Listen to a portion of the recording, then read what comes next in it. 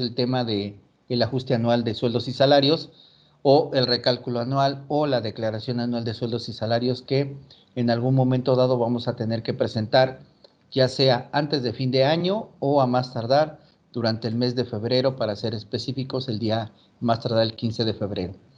Esta es una obligación que tiene el patrón con respecto al compromiso que adquiere cuando tiene trabajadores a su cargo. Bueno, creo que al final de cuentas la mayoría de los que estamos aquí, pues estamos relacionados perfectamente con el tema de los sueldos y salarios, ¿no? Yo creo que el tema principal, aunque lo hemos denominado justamente el de sueldos y salarios, eh, con respecto al cálculo anual del impuesto sobre la renta, que se refiere específicamente a los ingresos que reciben las personas consideradas como empleados, y en algún momento dado podrían ser también las de asimilados a sueldos y salarios.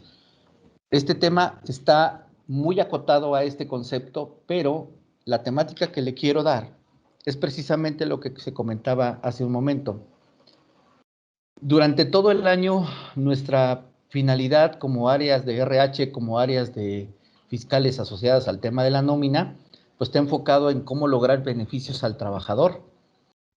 Y, por supuesto, también en los esquemas que se plantean o que normalmente planteamos los fiscalistas, pues nos enfocamos mucho a que los beneficios no sean solamente para un lado.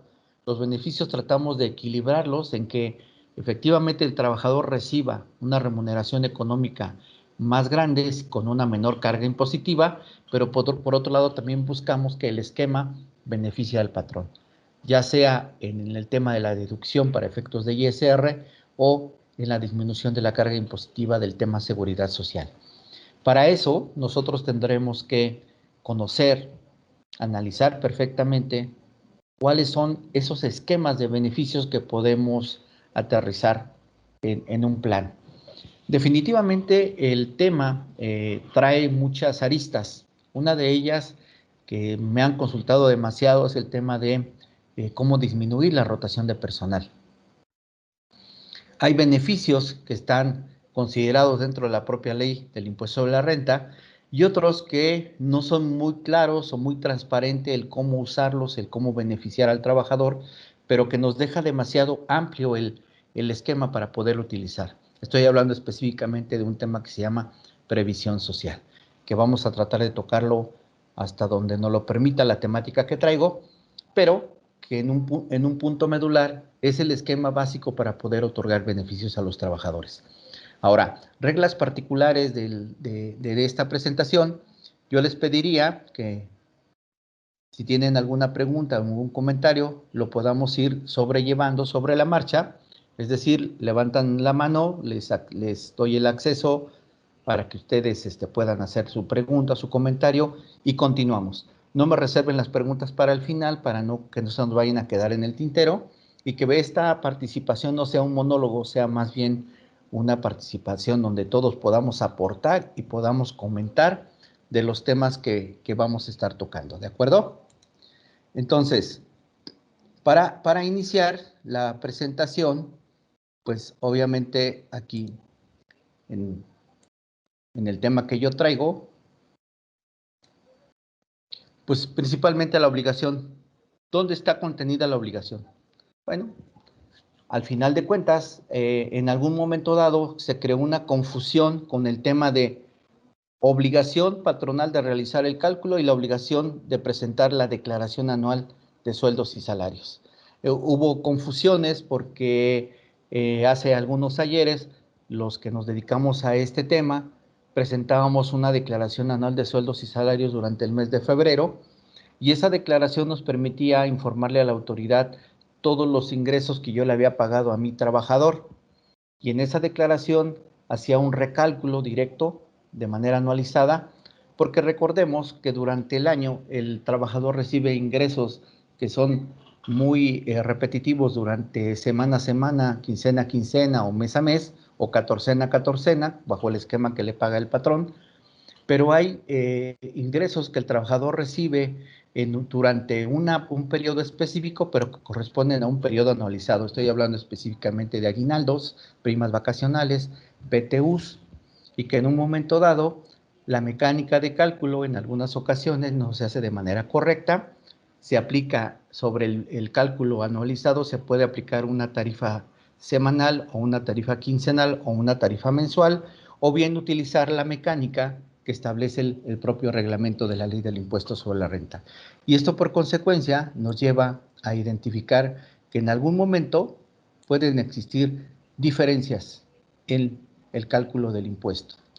Por consecuencia, la mecánica del ajuste anual de sueldos y salarios nos permite en un momento rectificar ese cálculo y llegar a la determinación si efectivamente lo que le retuve al trabajador corresponde a su cálculo anualizado.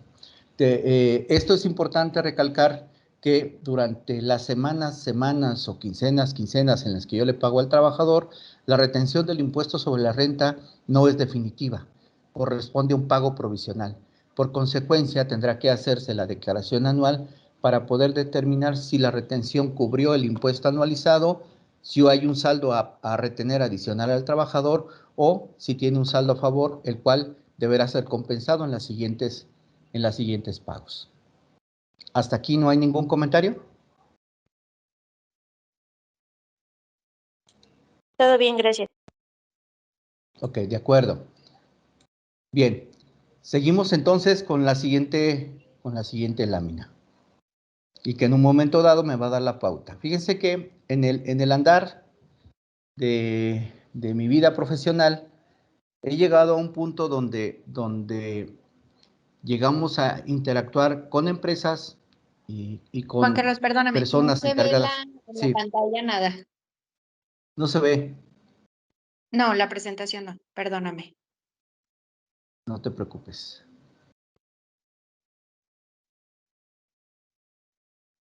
Voy, nuevamente la voy a presentar.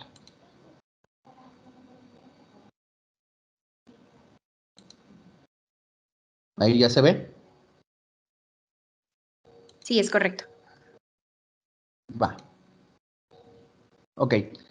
Bien, en la lámina que estoy presentando en este momento, ahí vienen los artículos que sustentan la mecánica para el cálculo del impuesto sobre la renta, que se refiere al cálculo anual, que es el artículo 99, donde está definido las obligaciones en su fracción segunda, y hace referencia a que la mecánica se debe de aplicar en el artículo, conforme al artículo 97, y me refiere a la aplicación del artículo 152. Esto al final de cuentas es mecánica pura, es sumas, restas, multiplicaciones, divisiones, pero la parte que de alguna forma me interesa más tocar el día de hoy son situaciones que se han presentado y que han propiciado que en algún momento los cálculos estén de manera incorrectas. Como ya les había comentado, la mecánica de cálculo nos lleva a la determinación o de un saldo a pagar o de un saldo a favor, y que al final de cuentas esto tiene que ver con los ingresos que ha percibido el trabajador durante el ejercicio al que estoy haciendo referencia. Es decir, si estoy hablando del 2023, corresponderá o un saldo a pagar del 2023 o un saldo a favor del 2023. Obviamente estos dos conceptos tienen que ver con qué tanto de los ingresos que percibió el trabajador están exentos o están gravados para efectos del impuesto sobre la renta. También hay que tomar en cuenta que el artículo 97 establece en qué casos no se deberá presentar la declaración anual o el cálculo anual del impuesto sobre la renta de los trabajadores. Con aquellos trabajadores que no hayan cumplido un año o el ejercicio, para ser más precisos, el ejercicio, es decir, que hayan iniciado prestación de servicios con posterioridad al 1 de enero o que hayan dejado de laborar en la empresa antes del 1 de diciembre, en automático no estoy obligado a generar el cálculo anual. A aquellos trabajadores que durante el ejercicio hayan percibido un ingreso superior a los 400,000 pesos, o el último supuesto sería a aquellos trabajadores que por escrito le informen al patrón que presentarán su declaración anual de acuerdo a lo que establece el artículo 181 del reglamento de la ley del impuesto sobre la renta. Estos son los tres casos en los cuales el patrón no está obligado a presentar la declaración anual. Bien, en un momento dado, toda esta mecánica obviamente ha sufrido una evolución, que es al punto al que quiero llegar, Recordemos que con anterioridad, como les empecé a comentar, las declaraciones se presentaban en papel. Todo era en papel. Eran declaraciones, formatos establecidos y normalmente se llenaban a máquina de escribir y eran presentados de manera física ante la autoridad. Posteriormente evolucionó el tema de la declaración hasta llegar a un concepto que nosotros llamábamos la DIM, que era la Declaración Informativa Múltiple y que traía el anexo 2, y en ese anexo 2 se presentaba la información de los sueldos y salarios pagados a los trabajadores en el ejercicio inmediato anterior. Ha evolucionado a tal tema que ahora lo que tenemos es un recibo de nómina electrónico con una versión de XML, versión 4.0, y que esta versión del XML ahora viene con un complemento versión 1.2. Esto trae como consecuencia entonces que se deje de enviar la declaración anual en el resumen de los ingresos, pero no le quita la obligación al patrón de generar el recálculo de los ingresos anualizados. Mas, sin embargo, en la emisión de comprobantes fiscales es donde hemos detectado la mayor cantidad de errores en la mecánica para la determinación de el sueldo o salario que se le paga al trabajador. Y estos errores están estructurados básicamente por la forma en cómo consideramos que se deben de presentar los ingresos, es decir, la cuota diaria más todas las prestaciones que le doy a mi trabajador. Sabemos perfectamente que la nómina es pues, un elemento vital porque tiene que ver con la contratación de personas que tenemos a nuestro cargo y por eso es trascendental saber hacer una nómina y entenderla. El sueldo o salario que se paga a un trabajador es la retribución que recibe por la prestación de sus servicios y en la mayoría de los casos, en las empresas se designa a una persona especializada para realizar el cálculo de la nómina.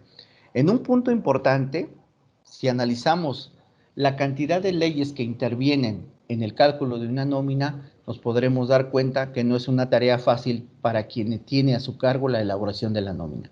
Tiene que conocer, obviamente, la ley del impuesto sobre la renta, tiene que conocer la base fundamental, que es la ley federal del trabajo, tiene que conocer la ley del IMSS, la ley del Infonavit, la ley del seguro de retiro, tiene que conocer los reglamentos de cada una de las leyes y para terminar prácticamente necesitamos estar al día en el tema de la miscelánea fiscal y no olvidar que en un momento dado la parte importante del llenado de la nómina viene en un anexo que se llama el anexo 20, donde viene la guía de llenado de la versión 1.2 del complemento de nómina. Y entonces, todos este acúmulo de leyes que intervienen en este manejo hacen que sea demasiado complejo la integración de los elementos que intervienen para el pago de la nómina. No solamente para el pago, sino para la determinación del impuesto sobre la renta y también para la clasificación de lo que serían ingresos grabados e ingresos exentos para efectos de determinar un impuesto. Bien. En este punto tengo que tocar lo siguiente. En los recibos de nómina existen dos fechas.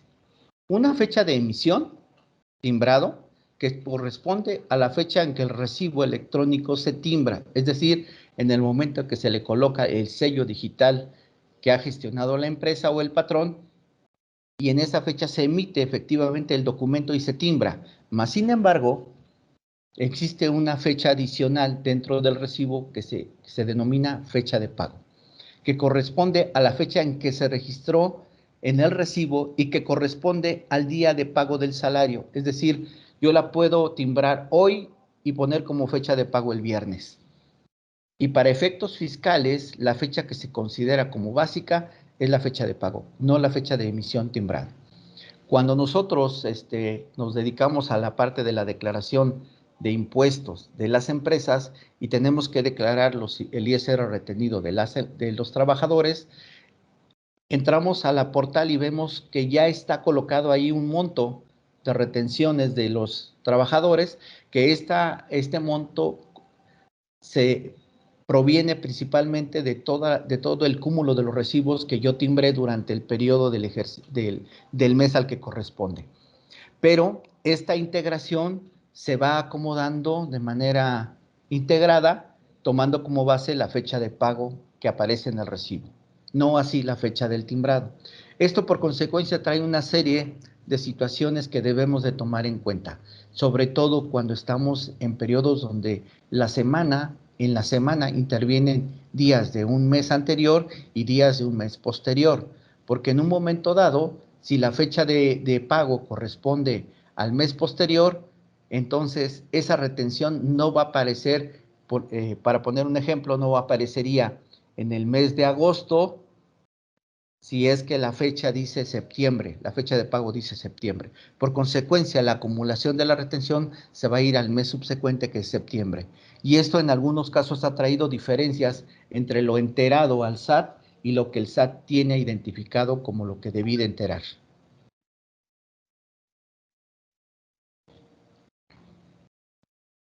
¿Alguien levantó la mano? Bien. Es importante también hacerles ver que para efectos de la temática que estamos siguiendo, tenemos aquí 3 situaciones de efectos.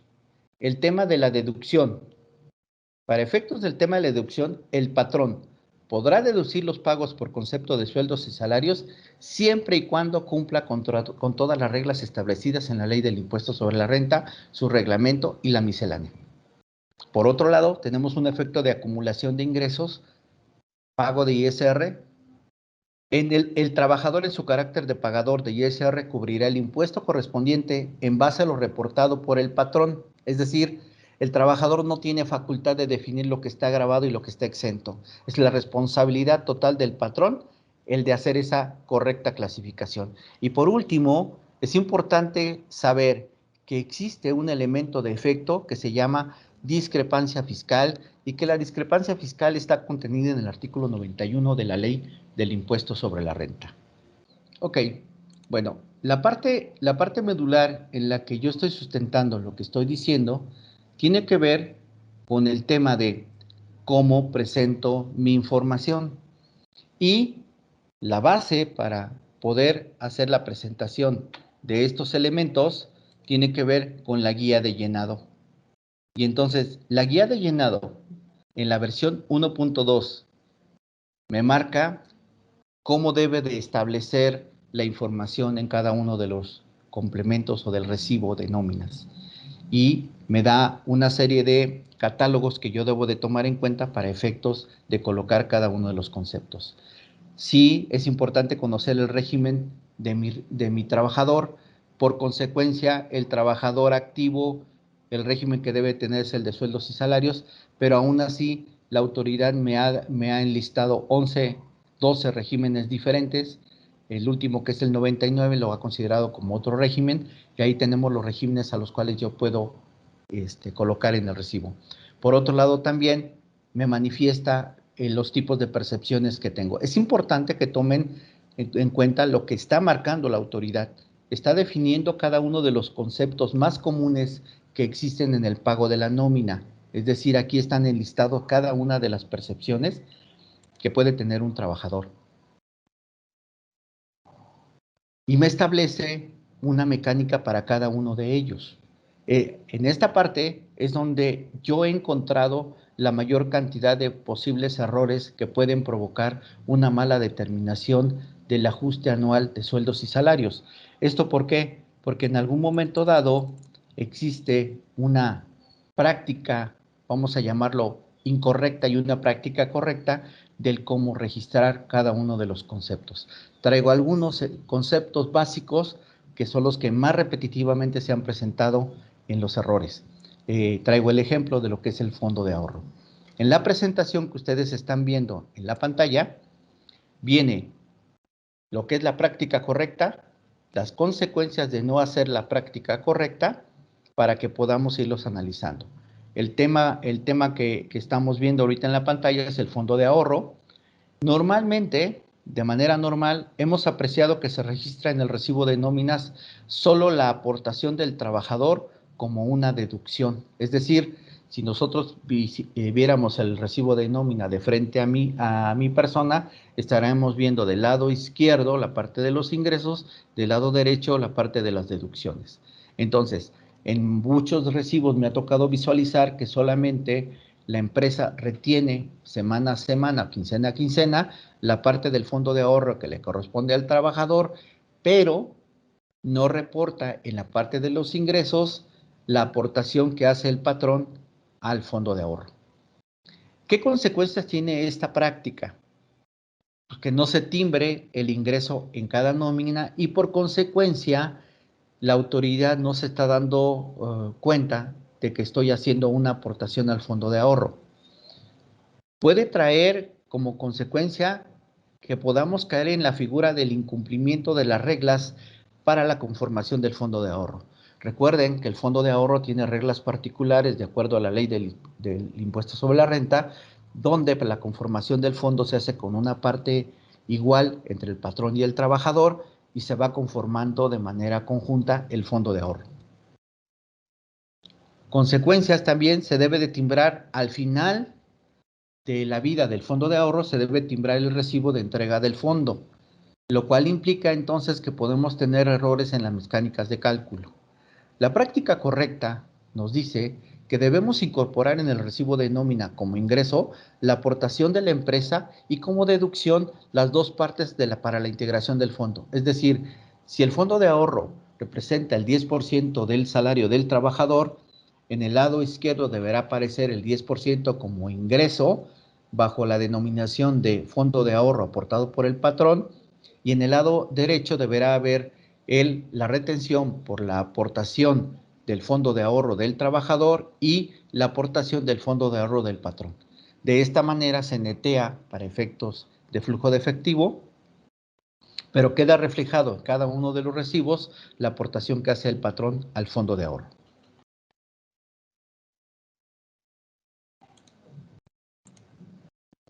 Tenemos un tema controversial que es el tema de los préstamos. Hemos identificado, o me ha tocado identificar en varias empresas, que los préstamos no se incorporan en los recibos de nómina.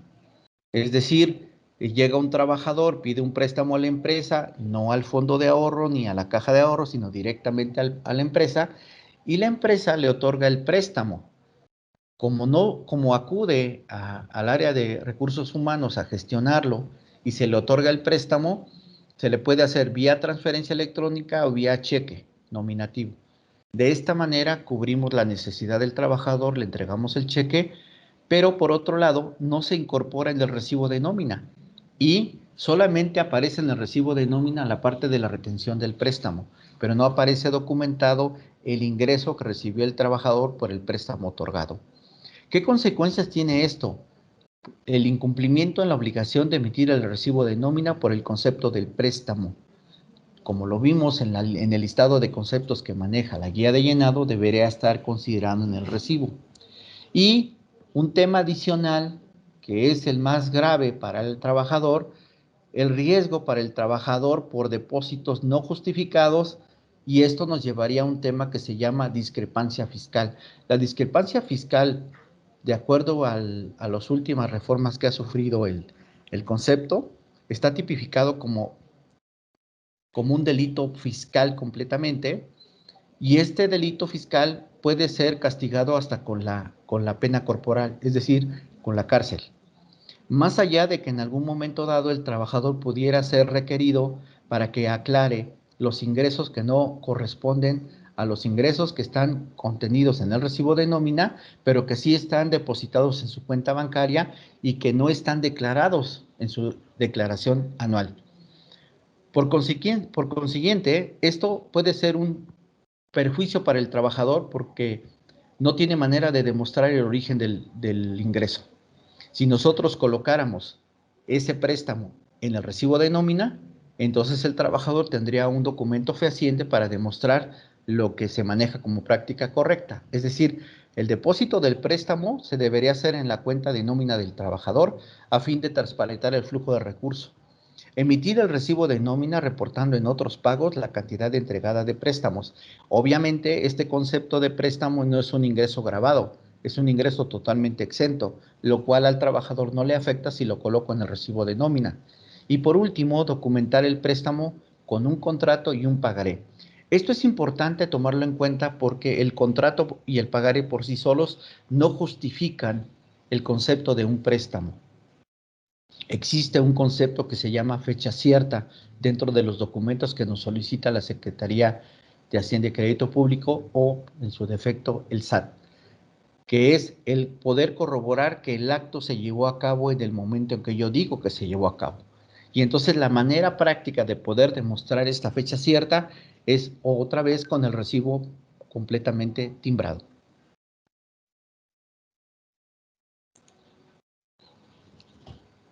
Otro tema que también ha sido muy controversial es el tema de los viáticos.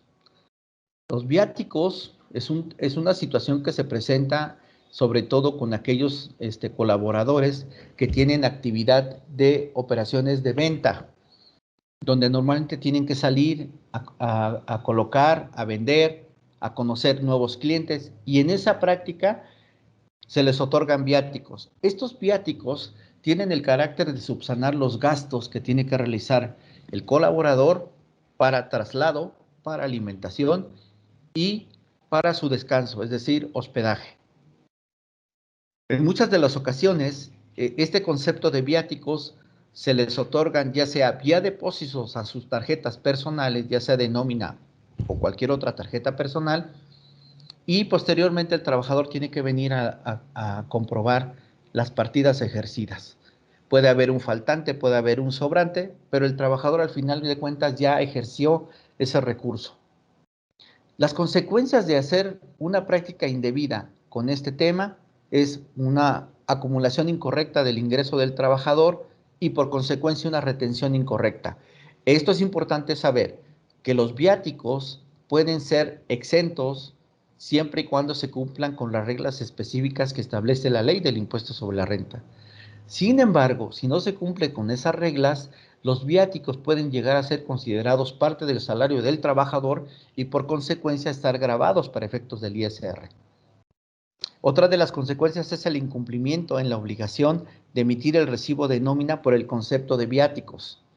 Y este incumplimiento, como en los dos casos anteriores que vimos, puede traer como consecuencia multas. Multas al patrón por errores en la emisión de los comprobantes fiscales, que la multa puede ser hasta de 19,000 pesos por cada recibo timbrado de manera incorrecta. La otra consecuencia, nuevamente, es el riesgo para el trabajador por tener depósitos no justificados, a lo que se le denomina discrepancia fiscal. La práctica correcta para cubrir esta eventualidad es que los depósitos, el depósito de los viáticos se haga en la cuenta de nómina del trabajador, nuevamente a fin de transparentar el flujo de recursos. Emitir el recibo de nómina reportando en otros pagos la cantidad entregada de viáticos. Identificar los viáticos que resulten ingresos grabados y exentos para el trabajador en el CFDI de la nómina. Esto es lo que correctamente deberíamos de estar haciendo. En la mayoría de los casos que me ha topado con mecánicas donde los viáticos no se incorporan en la nómina, se llevan controlados a través de comprobaciones, y estas comprobaciones se contabilizan directamente a través de sus áreas contables y fiscales como viáticos solamente en la contabilidad, y en algunos casos tampoco se les da el carácter de viáticos. Pongo un ejemplo. En muchos de los casos que me ha tocado dar este tipo de pláticas, les digo, curiosamente, en el área laboral es el único lugar donde la gasolina cambia de nombre.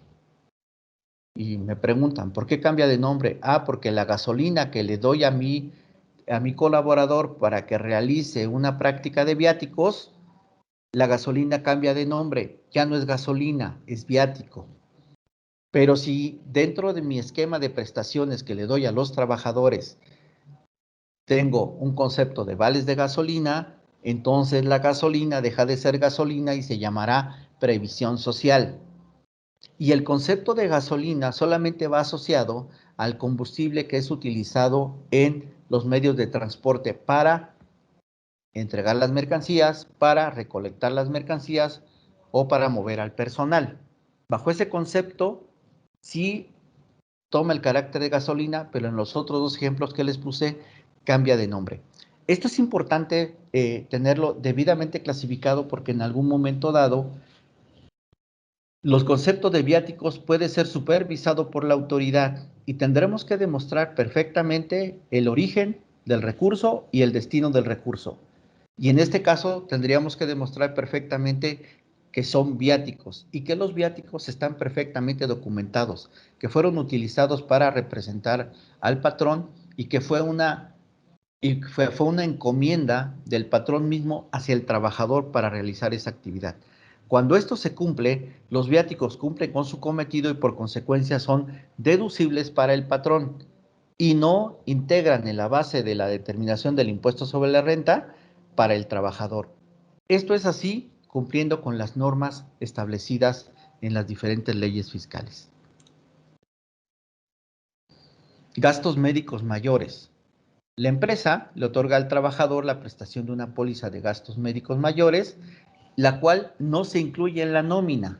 ¿Por qué no se incluye en la nómina? En la nómina porque la práctica común nos dice que el patrón adquiere la póliza de gastos médicos mayores y solamente la registra en su contabilidad como una póliza de gastos médicos.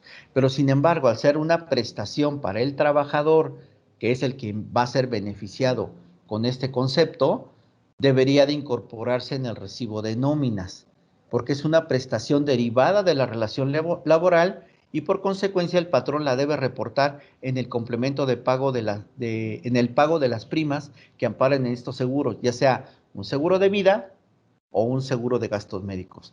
Consecuencia es una acumulación incorrecta del ingreso del trabajador y puede detonar una retención incorrecta. Y el incumplimiento en la obligación de emitir el recibo de nómina por el concepto de primas por gastos médicos. La práctica correcta nos lleva a que debemos reportar en el complemento de nómina el pago de las primas, primero como percepción y luego como deducción por pago de prima a cargo del empleador o bien bajo un concepto que se llama prestaciones en especie. Y de esta manera no genera flujo de efectivo y no impacta en el neto a pagar para cada uno de los trabajadores. Las preguntas comunes me dicen, bueno, ¿y cómo lo voy a incorporar? ¿Cómo sé cuánta parte le tengo que poner al trabajador? Le digo, pues muy fácil. Tú contratas una póliza de gastos médicos mayores para un número de trabajadores, tienes el pago de la póliza, si es anualizada, la divides entre el número de trabajadores y te das el monto de la prestación que le estás otorgando a tu trabajador. Y de esa manera cumples con la práctica correcta de incorporar todas las prestaciones en cada uno de los recibos. De igual manera, dejo aquí algunos puntos que serían importantes que sean tomados en cuenta, como el tema de cómo debe representar la despensa en el recibo de nómina, los vales de gasolina, la retención por pensión alimenticia, el plan de pensiones y algunas otras prestaciones que no son tan comunes, pero que luego en las empresas son otorgadas a sus trabajadores. Es importante este análisis porque de este análisis depende la clasificación correcta entre ingresos efectivamente pagados al trabajador y cuáles son grabados y cuáles son exentos o cuáles son parcialmente exentos, dependiendo de cada uno de los conceptos y dependiendo de la reglamentación que les aplique. ¿Hasta aquí alguna duda? Jenny. Sí, en el timbrado de gastos médicos mayores. Sí.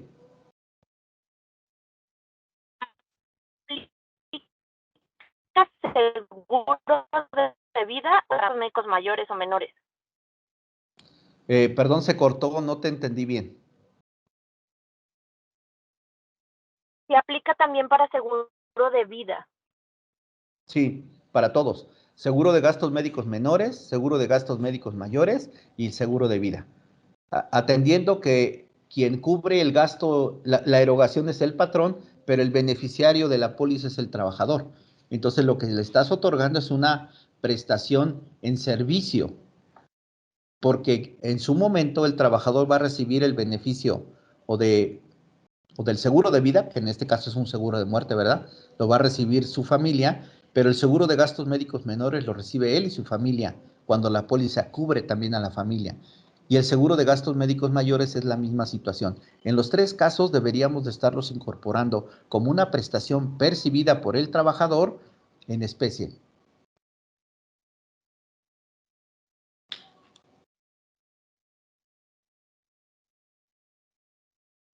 ¿Alguien más? Yo tengo una duda, Yasmín. Con Sí. respecto a esa misma pregunta que hizo Jenny, ¿la aplicación en el recibo de nómina puede ser de manera anual o la recomendación sería igual como el fondo de ahorro quincenal o semanal según sea el caso? No sé si me estoy explicando. Te entiendo perfectamente. La respuesta es, ¿cómo la pagas? Si haces un pago Eh, anualizado, Anualizado y cuatrimestral, ok, de esa si manera. haces el pago anual, si haces el pago anualizado, yo lo metería anualizado. Y Ok, cuando hagas el pago cuatrimestral, lo haría cuatrimestral, ¿de acuerdo? ok. Y En tengo esa otra duda. póliza donde Sí. caiga la obligación. Sí, correcto, dime. Muy bien.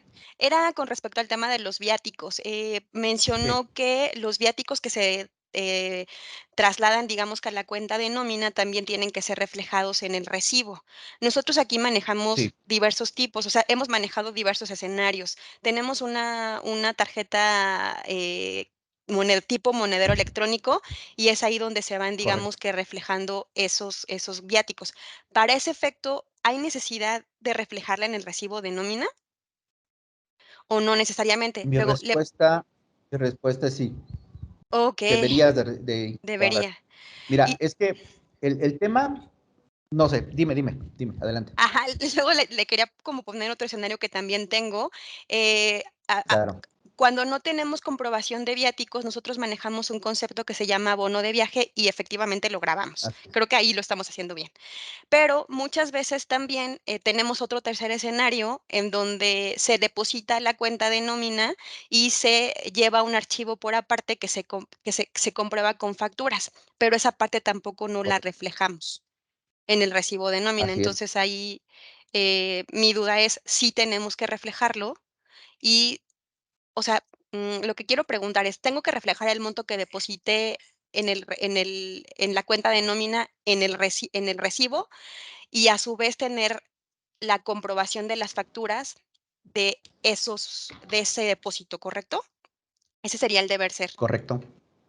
Ese es el deber ser, y esto tiene mucho que ver por el tema de la discrepancia fiscal. Ujú, Imagina que tú eres el que recibe el viático, ¿no? ujú, Y en algún momento dado te cuestiona la autoridad y te dice, oye, tuviste ingresos que no ujú, están reflejados en tu recibo. Y tú ujú, llegas ante la autoridad y le dices, son viáticos. ujú. ¿Y cómo se Claro. lo demuestras a la autoridad? Sí, sí, no tengo ningún ¿No? No soporte. tienes forma de demostrártelo, no tienes ningún soporte. Porque Ujú. al final de cuentas las facturas de la comprobación de viáticos están a nombre de tu patrón, no están a nombre Sí, tuyo. no, claro. Por disposición de la ley del SR así debe de ser. Luego entonces deberías de tener una asignación de viáticos, es decir, que el patrón te diga, el día, Yasmín, tú vas a salir a tal lugar, tal día, a tal hora, y vas a realizar esta actividad, ya sea una actividad de buscar, reclutar personas, por ejemplo, ¿no? Y vas a viajar en lugar de estar en Aguascalientes, te vas a ir hasta Guanajuato, ¿no? Ujú, Y en ese momento te dice, ok, me voy a ir y dámelo por escrito, ¿no? Para tener la asignación. Ok, me vas a dar un recurso, perfecto, deposítamelo a mi cuenta, ya está el ujú. recurso ahí. ¿Qué puede pasar? Que con la tarjeta tú pagues todos los gastos, ¿de acuerdo? Sí, Y que al final de cuentas te sobre dinero o te falte dinero. sí, Si te sobra dinero en la comprobación, ese dinero lo tendrías que devolver. sí, sí, claro, sí. ¿Estás de acuerdo? Sí, Y sí, si te falta completamente. dinero, entonces el patrón también lo tiene que entregar. Sí. Pero esa comprobación debería estar incorporada en el recibo de nóminas, para que al Ujú, final cuadre el hecho de que me diste 5,000 pesos para viáticos y yo sí. comprobé 5,000 pesos. La regla fiscal en este tema es que los viáticos deben de estar comprobados al 100%. Ujú. Muchas Hay gracias. una mecánica, hay un Ujú, porcentaje que te permite comprobar sin requisitos fiscales. Ahora hay que checar la regla. ¿De acuerdo? ujú. Okey. ¿Me podría dar nada más como dónde puedo checar esa regla? En la parte de los ingresos exentos, que es el 93 de la ley Ujú. del impuesto sobre la renta. Si no, no te Gracias. preocupes, en el taller lo vamos a ver, ¿eh? Gracias, gracias, Ya en el taller lo veremos. gracias. Ok. Sí, Jenny, Muchas ¿algún gracias. tema? Por nada. Jenny, No, creo que era el me habías tema alzado la mano. de los no comprobables, o sea, los no deducibles, los que no tienen factura, pero creo que entramos en el tema de ver si entran en el monto que marca la ley de exención, ¿no? Así es. No es tanto como una exención, sino es una facilidad de comprobación. La autoridad te permite una facilidad de Sí, o sea, comprobar no los gastos de viáticos sin comprobantes fiscales con vale. o Sí, con vales, exactamente. Recordemos que hay viáticos que es bien difícil comprobar, ¿no? Por ejemplo, vas en carretera, tienes hambre, te paras en el puesto de los tacos, no te va a dar comprobante. Se te pincha una llanta, ya vas con el talachero, no te da comprobante. Alguien me dijo, y las mordidas que le damos a los tránsitos en los viajes tampoco tienen comprobante, ¿no? Entonces, hay una serie de gastos que es difícil comprobar o que nunca vas a tener comprobación. Es importante conocer qué porcentaje puedo tener esa facilidad de comprobación para poderlo ajustar en mis comprobaciones que voy a hacer en cada uno de los viajes que yo realice.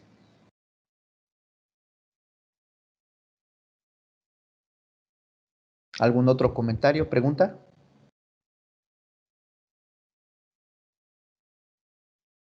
Bien, lo que yo les puedo comentar con respecto al tema es muy simple. Si nosotros conocemos la estructura de lo que puedo deducir y lo que puedo manejar como ingresos exentos para efectos del impuesto sobre la renta, me permite entonces armar un plan de retención de talentos. Y ese plan de retención de talentos debe traer asociado un beneficio para el patrón. ¿Cuánto me cuesta la rotación de personal comparado con los beneficios que le voy a proporcionar a mis trabajadores? Pongo un ejemplo numérico. Imaginen que la rotación de personal me cueste 1,000,000 de pesos al año. Imaginen. Y un patrón está dispuesto a erogar la mitad de ese costo en prestaciones para sus trabajadores con el afán de retener al trabajador y que no rote, que no se vaya. Bajo este esquema, ¿es conveniente para el patrón o no es conveniente? Desde mi punto de vista, al patrón le conviene más invertir en prestaciones bajo un programa de retención de talentos o beneficios a los empleados, bajo un esquema que permita sí generar beneficios económicos para el trabajador, pero también amortizar los costos de seguridad social para el patrón, pero también reducir en automático la rotación de personal. Y bajo este modelo podemos hacer un plan estratégico que le permita a la empresa cumplir con cada uno de los objetivos que estamos proponiendo. Parece fácil, pero no lo es. Requiere habilidades particulares del planeador para poder entender cómo plantear los beneficios y cómo establecer la mecánica para que el trabajador permanezca en la empresa el tiempo necesario para poderle otorgar los beneficios. Hace un rato estaba dando un taller precisamente sobre este tema y les decía, hagan de cuenta que lo que tienen que hacer es ponerle una zanahoria a cada trabajador para que el trabajador vaya siguiendo la zanahoria por donde ustedes quieran y permanezca. ¿Cuál es esa zanahoria? Los beneficios, los beneficios. Y todo esto está contenido perfectamente en un plan de previsión social. Si nosotros tenemos la capacidad para poder hacer un plan de previsión, no solamente económica, sino la capacidad para armar el plan de previsión social, redactarlo correctamente y poder establecer las reglas específicas para que cada trabajador pueda salir beneficiado con este plan, cumpliremos con el objetivo y perfectamente cerramos la pinza. Beneficios para el patrón, beneficios para el trabajador y algo interesante, beneficios para los socios que conforman la empresa. Bueno, pues ya no les quito más su tiempo, que tengan excelente tarde. Y bueno, pues quedo pendiente de cualquier tema. Voy a compartir en el chat mi contacto por si tienen alguna duda. Con muchísimo gusto quedo al pendiente. Que tengan excelente tarde. Gracias, muchísimas gracias por su participación y espero que les haya sido de utilidad. Si te interesan estos temas, síguenos en todas nuestras redes sociales para estar al pendiente de todos los cursos que tenemos preparados para ti.